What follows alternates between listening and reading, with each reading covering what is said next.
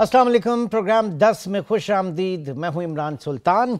आलमी मईशत, पूरी दुनिया के इकनॉमिक मैनेजर्स, फंड मैनेजर्स इस वक्त फोकस किए हुए हैं जियो पोलिटिकल हालात, बिलखुसूस जो इजराइल हमास तनाज़ा और आगे चल के जो मज़ीद फ्लेयर अप होता है, जिसमें हम देखते हैं कि ईरान और इजराइल के दरमियान जो कशीदगी जिस तरीके से बढ़ी, उसका फौरी रिएक्शन इंटरनेशनल मार्केट के अंदर देखा गया। बिलखुसूस ऑयल प्राइसेस जो है वो बड़ी तेज़ी से उसमें फ्लक्चुएशन हुआ, एक बहुत तेज़ी का उसका रद्दअमल। और अगर ये चीज़ लिंगर ऑन होती है, क्योंकि ओवर द वीकेंड एक कॉशियस अप्रोच इस वक्त फंड मैनेजर्स और जो हमारी इकोनॉमीज़ है वो सब इस वक्त लेकर बैठे हुए हैं कि ये सूरत हाल आगे कहाँ बढ़ती है। क्योंकि बात की जा रही है इस वक्त ईरान में फर्दर मज़ीद सख्त पाबंदियों के हवाले से, लेकिन साथ ही साथ ये भी पॉइंट अहम इम्पॉर्टेंट है कि ख़ुद अमेरिका में जो है वो सदारती इंतखाबात हैं, और ऐसे मौके पर अगर ऑयल प्राइसेस बढ़ती हैं उस पर क्या जो बाइडन इंतज़ामिया इसको अफोर्ड कर सकती है,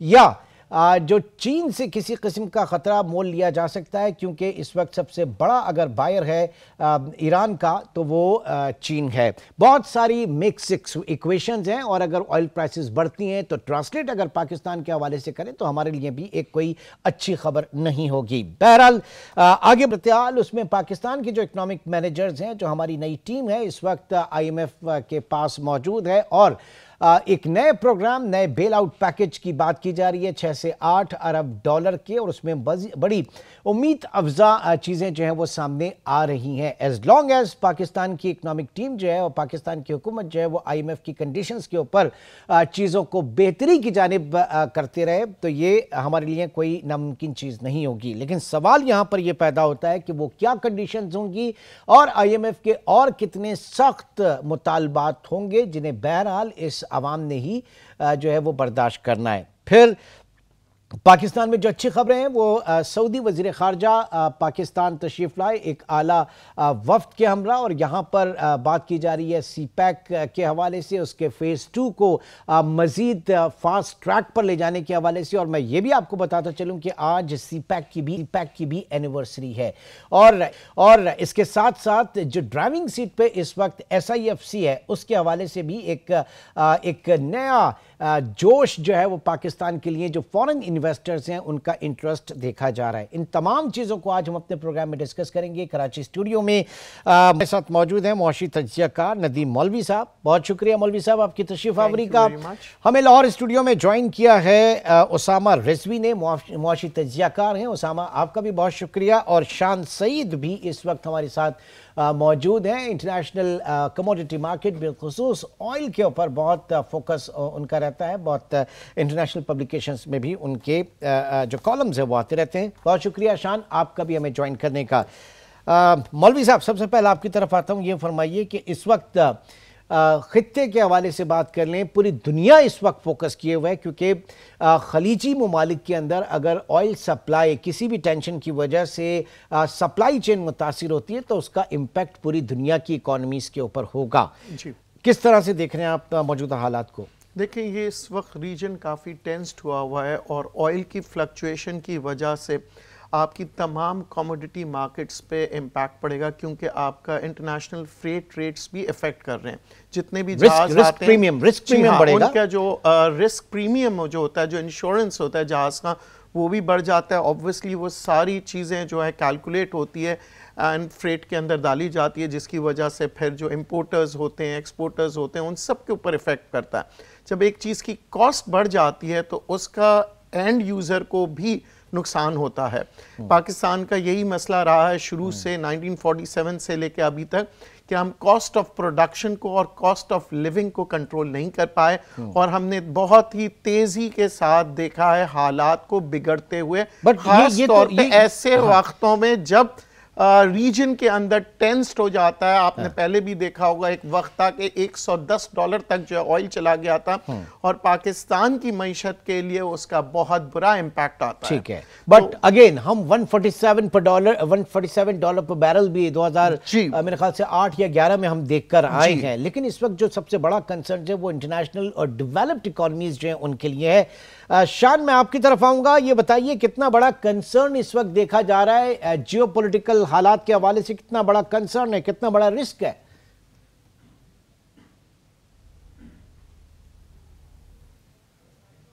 شان سعید آپ مجھے سن پا رہے؟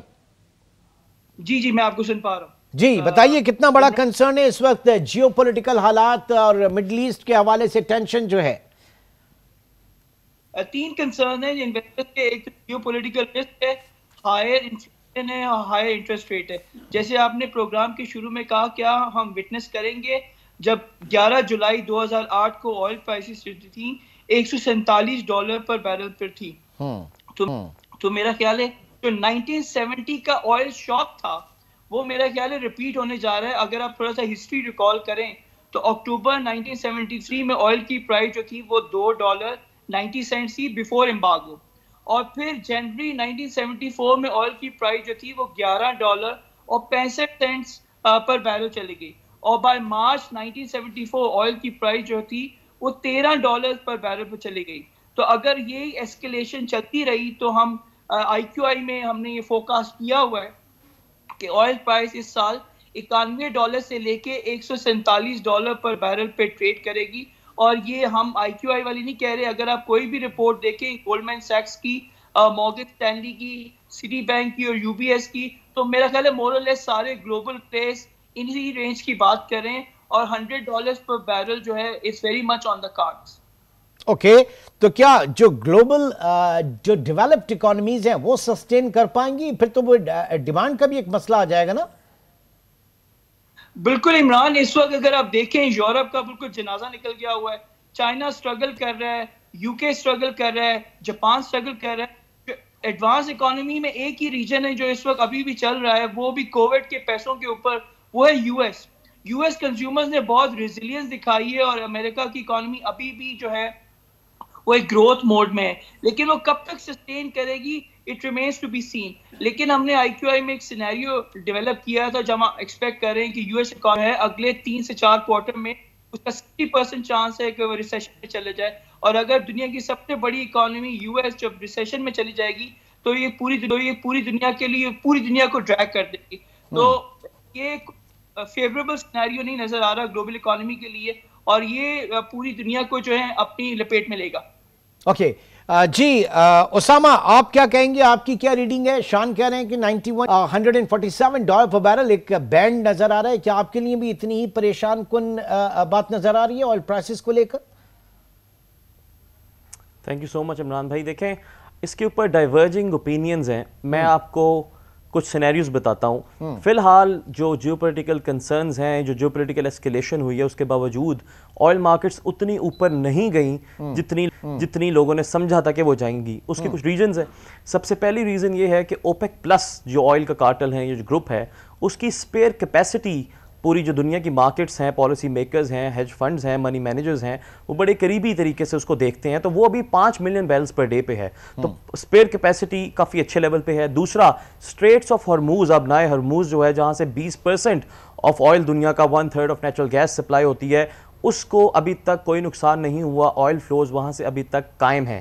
تیسرا, دنیا کے اندر جو اس وقت اکانومیز ہیں اس کے اندر جو ڈیمانڈ ہے آئل کی, وہ بھی کوئی بہت حد تک اوپر نہیں, جیسے شان صاحب بتا رہے تھے کہ یورپ کا جنازہ نکل گیا, ایسا ہی ہے یورپ کے اندر, چائنا کے اندر, یو ایس کے اندر بھی. ایون جو اکنامک انڈیکیٹرز ہے, پرچیزنگ مینیجر انڈیکس ہے, ان پٹ کاسٹ ہے, انویسٹر کنزیومر سینٹیمنٹ ہے, جو کہ ریسنٹلی ابھی اس کے رزلٹ آئے ہیں, وہ سب ڈاؤن اس کی ڈائریکشن نیچے کی طرف ہے. تو ان 3-4 وجوہات کی وجہ سے لوگ یہ زیوم کر رہے ہیں کہ ایز سچ آئل کے اندر کوئی فرق نہیں آئے گا. اس کے علاوہ فزیکل مارکیٹس اگر آپ دیکھیں آئل کی, تو اس میں ویسٹ افریقہ ہے WAF, اس کے اندر جو سٹوریج ہے, سٹوریج ٹینکر ہے, ان میں آئل کی جو مقدار ہے وہ بڑی ہے, کم نہیں ہوئی. اسی طرح چائنا میں شینڈونگ کے اندر جو ریفائنری ہبز ہیں, اس کے اندر بھی آئل کی مقدار بڑی ہے, پچھلے 12 ہفتوں کے اندر سے 9 ہفتوں میں اس کی آئل کی مقدار بڑی ہے.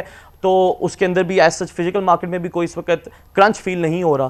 However, that said, اگر فردر ایسکیلیشن ہوتی ہے, تو یہ بتائیے, جو کہ کبھی بھی مجھے پاسبل ہے, بتائیے, یہ جو آپ بات کر رہے ہیں کہ اسٹریٹجک ریزرو جو ہے وہ مینٹین کر رہے ہیں, تو وہ کس حوالے سے کر رہے ہیں؟ کیا ایک تو یہ ہوتا ہے سوچ کہ آئل پرائسز بڑھنے کا امکان ہے, بڑھ سکتی ہیں, لہٰذا ریزروز جو ان کو مینٹین کیا جا رہا ہے؟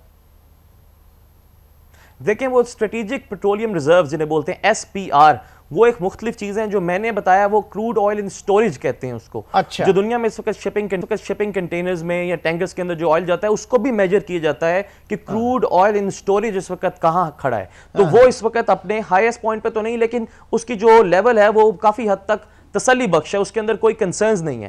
تو فزیکل مارکیٹ دیکھیں, پیپر مارکیٹ دیکھیں, دونوں میں ابھی اس طرح کا پینک نظر نہیں آ رہا. دیٹ سیڈ اگر مزید ایسکیلیشن ہوتی ہے تو آئل پرائز ضرور جا سکتی ہے. اس کے لیے کیا ریڈنگ ہے مزید ایسکیلیشن؟ ظاہر ہے کہ وہ اگر ایران کے اوپر پابندیاں یہ ساری چیزیں ہیں نا, تو خود جب میں نے کہا کہ جناب یہ امریکہ میں پریزیڈنشل الیکشنز ہیں وہاں پر, تو کیا اگر پرائسز بڑھتی ہیں تو وہ امریکن کنزیومرز کے لیے بھی بڑھیں گی, تو ایسے میں یہ افورڈ کر پائے گی امریکن گورنمنٹ؟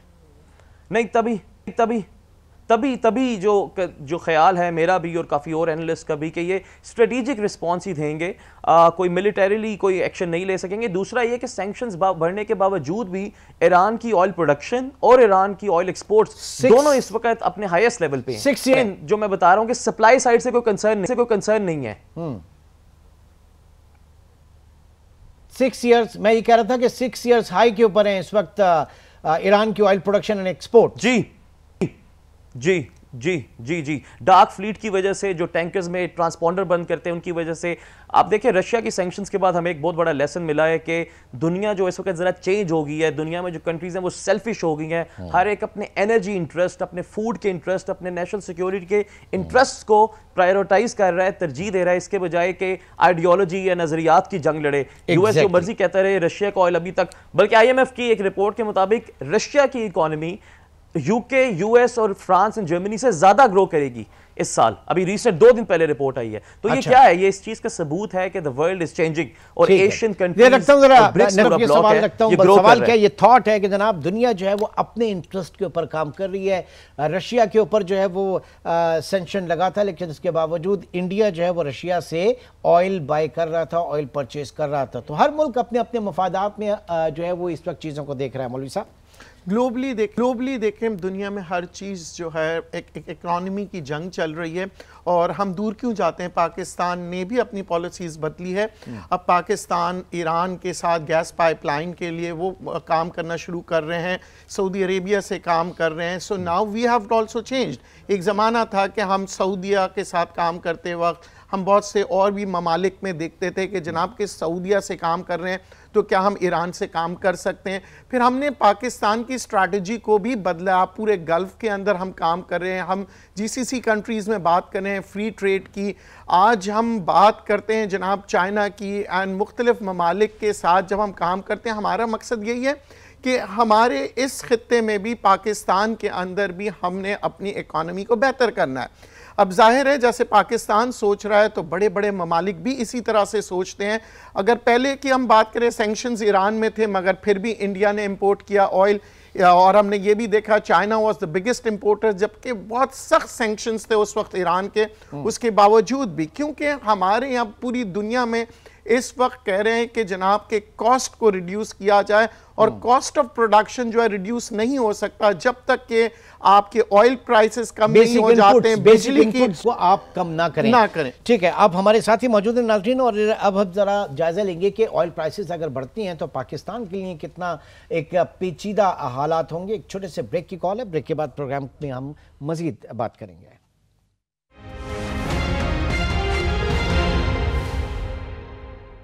Welcome back. جی شان سعید آپ کی طرف آؤں گا. مسئلہ سارا یہ ہے کہ آئل پرائسز جب کبھی بھی بڑھتی ہیں تو سب سے بڑا مسئلہ ہماری اکانومی کے لیے یہی ہوتا ہے کہ ہمارے امپورٹ بل میں ایک بڑا حصہ آئل پیمنٹس کا ہوتا ہے, پیٹرولیم مصنوعات کا ہوتا ہے. خدا نخواستہ صورتحال اگر خراب ہوتی ہے, آئل پرائسز انٹرنیشنلی بڑھتی ہیں, تو پاکستان کے لیے کتنا بڑا ڈسکمفرٹ آپ دیکھ رہے ہیں؟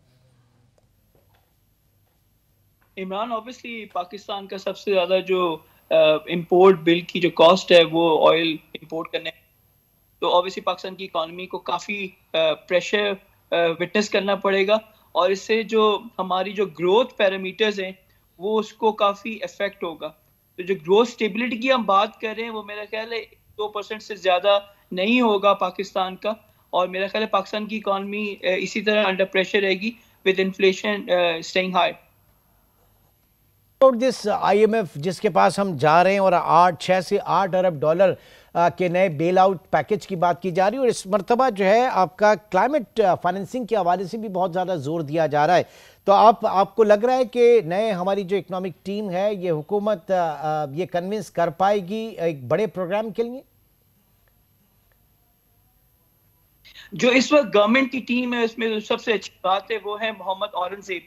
तो आपको पता है मोहम्मद औरंगजेब की एक इंटरनेशनल रेपुटेशन बड़ी स्ट्रॉन्ग है एशिया पैसिफिक में, और इंटरनेशनल सर्कल्स में उनको काफ़ी रिस्पेक्ट की नज़र से देखा जाता है।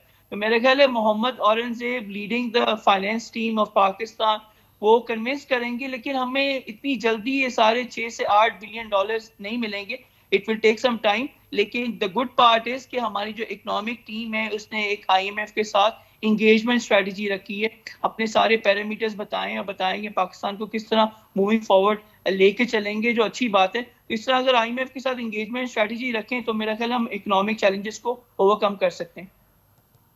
उसामा, IMF कहता है कि आप अपना मईशत जो है उसको दुरुस्त करें, आप अपने हाउस को इन ऑर्डर करें, इकोनॉमिक डिसिप्लिन लेकर आएँ, फाइनेंशियल डिसिप्लिन लेकर आएँ, फाइनेंशियल इंक्लूजन लेकर आएँ, आप अपने टैक्स बेस को बढ़ाइए रादर देन कि आप टैक्स नेट के ऊपर जो है वो करें। IMF कहता है कि आप अपनी सब्सिडीज़ ख़त्म करें।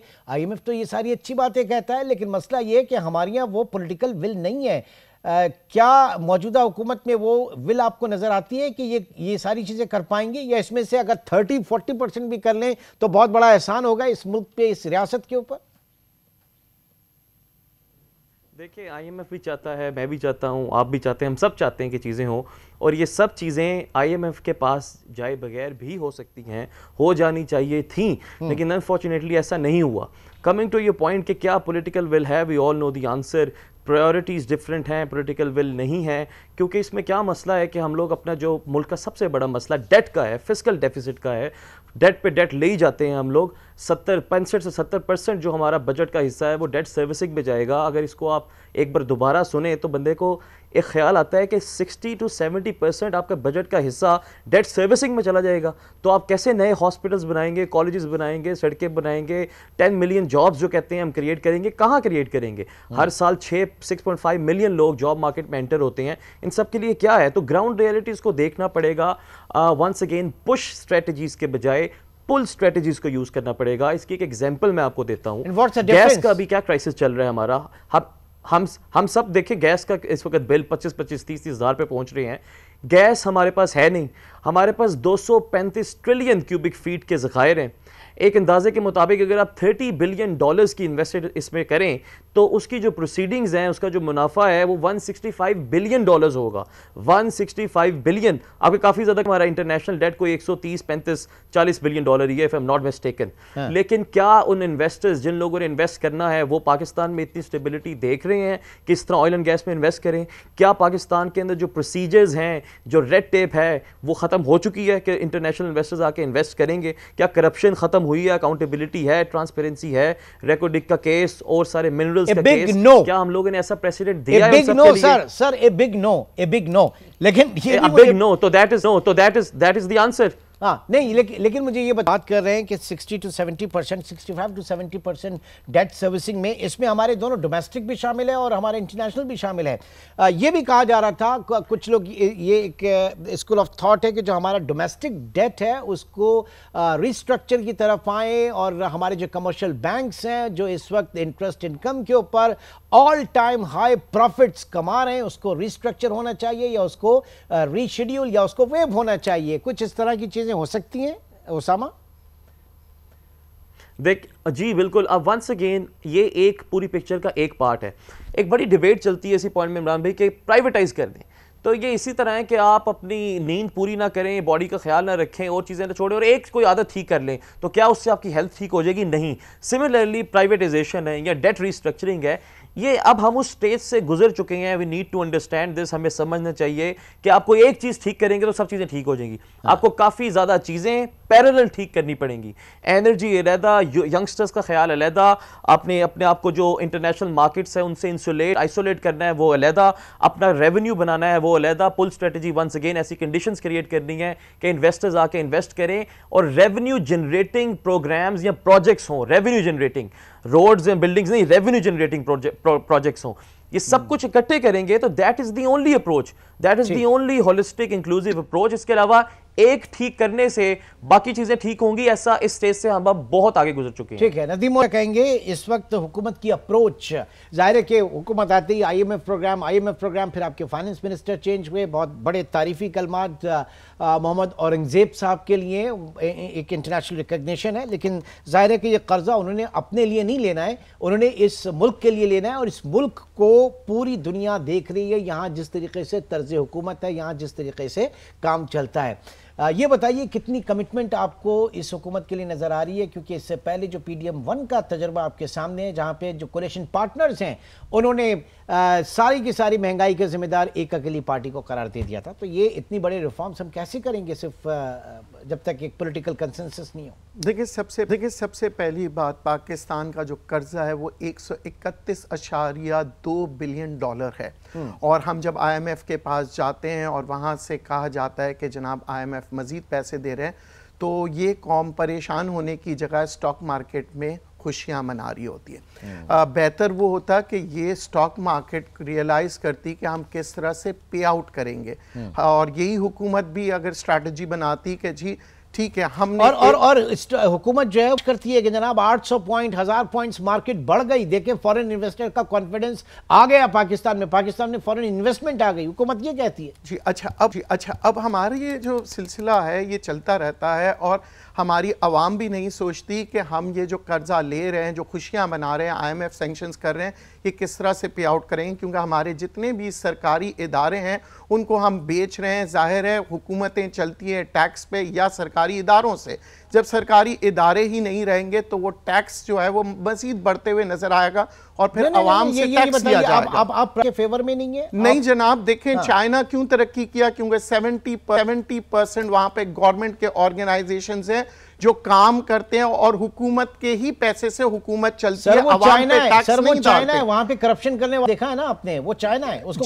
کو کہاں ملا رہے ہیں آپ اپنی اکانومی سے؟ دیکھیں ہمیں ریفارم کرنا پڑے گا, ورنہ یہی ہوگا ہم 70 سالوں پہ قرضے پہ لیتے جاتے ہیں اور خوش ہوتے رہتے ہیں, اور وہ قرضہ کبھی ختم نہیں ہوتا. سرکار نے بیڑا غرق کر دیا, سرکار نے چلائی اسٹیل مل کا بیڑا غرق کر دیا, ساری پولیٹیکل جو ہے اپوائنٹمنٹ, سارے سیاسی مقاصد جو ہیں وہ ان اداروں میں جا کے پورے کیے. آپ کیا سوچ سر, جب آپ ملک چلا سکتے ہیں تو آپ ادارے کیوں نہیں چلا سکتے؟ میرا ایک سوال ہے, یہی پی این ایس سی کو آپ کہتے تھے کہ جناب نقصان میں ہو گیا ہے, جہاز بک رہے ہیں, سب کچھ ہو گیا, آج پی این ایس سی پروفٹ کے اوپر کیسے آ گئی ہے؟ جناب there is a will, there is a way. ورنہ آپ دیکھیں آج آپ پاکستان سٹاک ایکسچینج اٹھا کے دیکھیں, جتنے سٹیل ملز ہیں جو پرائیویٹ لمیٹڈ ہے وہ 110% سے زیادہ کی گروتھ دکھا چکے ہیں. وہ سرکار وہ وہاں پہ جو ہے پروفیشنل لوگ چلا رہے ہیں, وہ وہاں پہ پرائیویٹ سیکٹر چلا رہا ہے, وہ سرکار نہیں چلا رہی. پرائیویٹ سیکٹر کے پاس ہے مینیپولیشن. آج آپ کے پاس کارٹل ہوتا ہے تو سیمنٹ کی قیمت وہ کارٹل طے کرتی ہے,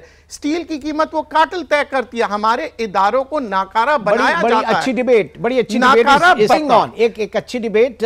محمود مولوی صاحب کا پوائنٹ میں رکھوں گا اپنے دونوں پارٹیسپنٹس کے سامنے. ایک چھوٹے سے بریک کی کال ہے, پروگرام کو آگے لے کر چلتے ہیں. Welcome back. شان سعید میں آپ کی طرف آؤں گا. چاہے آئل پرائسز ہوں یا پرائیویٹائزیشن ہو, بڑے ڈائیورجنٹ ویوز جو ہے اس وقت سننے کو مل رہے ہیں. آپ کیا کہتے ہیں؟ ہم نے تو ہمیشہ سے یہ سنا کہ جناب سرکار کا کام کاروبار کرنا نہیں بلکہ کاروبار کے لیے ایک کنڈیوسو ماحول اور کنڈیوسو پالیسیز فراہم کرنا ہوتا ہے. What's your opinion? جی عمران, میں بلیو کرتا ہوں فری مارکیٹس میں, اور میں بلیو کرتا ہوں کہ پرائیویٹ سیکٹر جو ہے وہ اکانومی کا رن کرتا ہے. گورنمنٹ اکانومی کو رن نہیں کرتی, گورنمنٹ جابز نہیں کریٹ کرتی. جیسے آپ نے کہا گورنمنٹ کا کام ہے کہ وہ پالیسی فریم ورک دے, وہ اکانومی میں اکنامک کانفیڈنس رکھے اور میکرو اکنامک اسٹیبلٹی رکھے. And it is the private sector, پوری دنیا میں پرائیویٹ سیکٹر رن کرتا ہے. تو جو آپ سے اس بریک سے پہلے پارٹیسپینٹ بات کر رہے تھے کہ چائنا کی, پاکستان اور چائنا کی انالوجی دینا بالکل غلط ہے. چائنا کا ایک الگ ڈائنامک ہے, وہ ایک second largest economy of the world ہے. ہم کہاں کھڑے ہوئے, پاکستان کو کسی طرح نہ لوگ کمپیئر کریں چائنا کے ساتھ نہ امریکہ کے ساتھ, کیونکہ کوئی کمپیریزن نہیں ہے. اور جہاں تک آپ نے بات کہی سبسڈیز کی, پوری دنیا میں سبسڈیز بڑی لو ہوتی ہیں, جہاں پر سبسڈیز گورنمنٹ انکریز کرتی ہے وہاں پر ان ایفیشنسیز ہوتی ہیں, اور جہاں پر ان ایفیشنسی ہوتی ہے obviously miss allocation of resources ہوتی ہے. تو اگر ہم نے پاکستان کی اکانومی کو آگے لے کے چلنا ہے تو اس کا ایک ہی سلوشن ہے جو پوری دنیا میں ملیشیا میں رہتا ہوں اور میں نے جو دیکھا ہے پچھلے 10-12 سال میں, انہوں نے اپنے لوگوں کو تعلیم دی ہے. اور ہم بھی پاکستان میں اگر ہم نے اپنی اکنامک ڈیسٹینی چینج کرنی ہے, we have to invest in female education. جو بھی سکسیسفل اکانومیز ہیں انکلوڈنگ چائنا میں فیمیل لٹریسی ریٹ جو ہے وہ 99% ہے.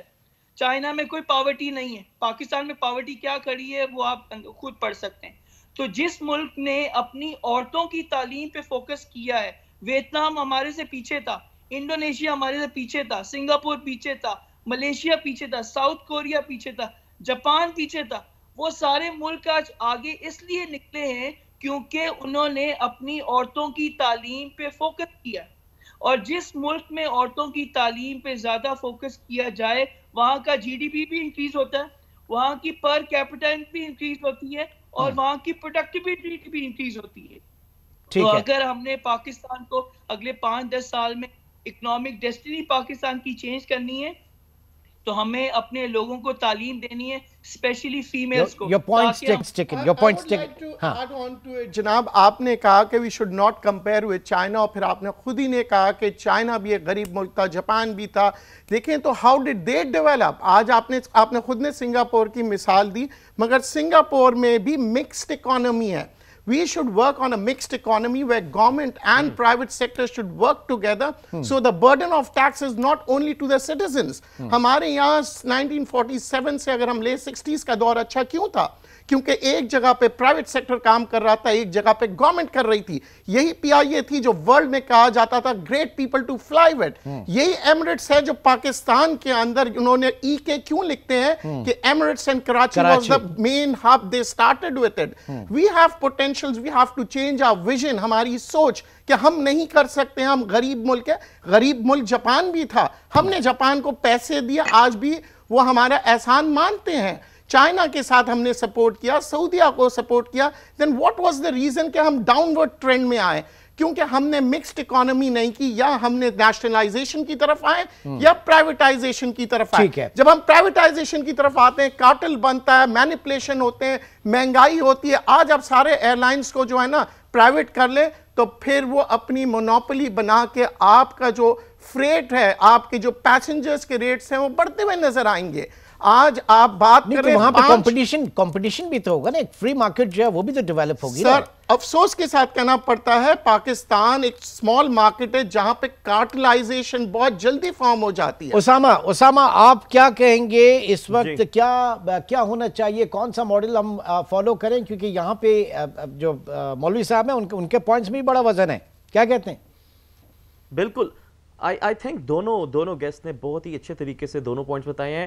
جو ڈفرنس صرف یہ ہے, جو میں سمجھتا ہوں according to my humble opinion, کہ یہ ہر چیز جو ہم ڈسکس کر رہے ہوتے ہیں یہ کانٹینیوم پہ ہوتی ہے, ایک ٹائم لائن کے اوپر ہوتی ہے.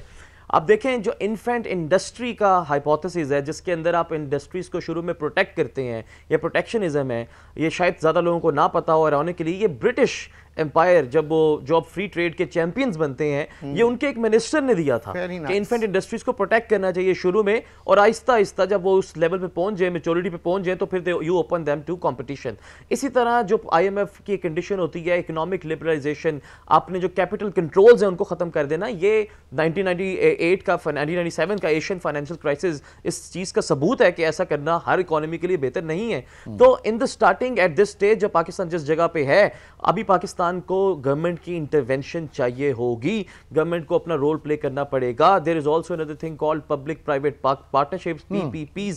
اگر ہم پرائیویٹائزیشن ٹوٹل نہیں کر رہے, ٹوٹل گورنمنٹ نہیں کر رہے, تو دس از دا مڈ وے, اس کے اوپر جا سکتے ہیں. اور جب انڈسٹریز اسٹیبلش ہو جائیں, جب آپ کی cost of doing business competitive ہو جائے اکراس دا ورلڈ, ٹیکسٹائل والے ہر وقت یہ کہتے رہتے ہیں کہ ہمیں ریجنلی کمپیٹیٹو ٹیرفز دیں. اگر آپ ڈفرینس دیکھیں بجلی کا, گیس کا, تو ہمیں خود پتہ لگ جائے گا کہ کتنا ڈفرینس ہے. اینڈ دین وی ایکسپیکٹ کہ ایکسپورٹس بھی زیادہ ہوں, کیونکہ ہمیں سننا چاہیے نا, ہمیں ایک ریئلٹی بیسڈ ڈسکشن کرنی چاہیے. تو along the timeline آہستہ آہستہ ٹھیک ہے, یعنی ٹرانزیشن ہو اور with the passage of public private partnership جو ہے وہ آگے بڑھیں. اچھا مولوی صاحب یہ بتائیے, یہ جو ہم بار بار کہتے ہیں, اب IMF کے پروگرام کی بات ہو رہی ہے اور یہ 6 سے 8 ارب ڈالر اور for a longer period of 3 years کی بات ہو رہی ہے. تو IMF پروگرام کے اندر ہمیشہ آپ گروتھ کو سائیڈ میں رکھتے ہیں اور اسٹیبلٹی کی بات کرتے ہیں. تو ابھی ہمیں بھول جانا چاہیے کہ ہم ایشین ٹائگر بننے جا رہے ہیں, یا ایسی کچھ چیزیں, ہماری اپروچ صرف گروتھ, صرف اسٹیبلٹی کی ہو؟ دیکھیں, جہاں ہم IMF کی بات کرتے ہیں, IMF is a banker. A banker and an economist, they are two different people. As آپ کے آرٹیکل میں بہت اچھا آپ نے بزنس ریکارڈر میں لکھا کہ ہمارا مسئلہ یہی ہوتا ہے کہ ہمارے فائنینس منسٹرز جب بینکر بنتے ہیں تو وہ ڈیلز تو بہت اچھی کرتے ہیں IMF کی, مگر کیا وجہ ہے کہ ہماری اکانومی بہتر نہیں ہوتی, because we need an economist to grow our economy. ٹھیک ہے, آپ میرے جس آرٹیکل کو اس میں نے یہ بھی لکھا ہے کہ اورنگزیب صاحب جو ہیں ان کی اپروچ جو ہے اس وقت صرف ایک بینکر کی نہیں ہے, ایک اکانومسٹ بھی وہ اس میں لگتے ہیں. بہرحال میں اس کے پتہ, لیکن اس وقت پروگرام میں وقت کی کمی جو ہے وہ آڑے آ رہی ہے. بہت بہت شکریہ ندیم مولوی صاحب, شان سعید اور اسامہ رضوی ہمارے ساتھ موجود تھے. ناظرین آج کے پروگرام سے اب تک اتنا ہی, انشاءاللہ آپ سے پھر ملاقات ہوگی. اپنا بہت خیال رکھیے گا. اللہ حافظ.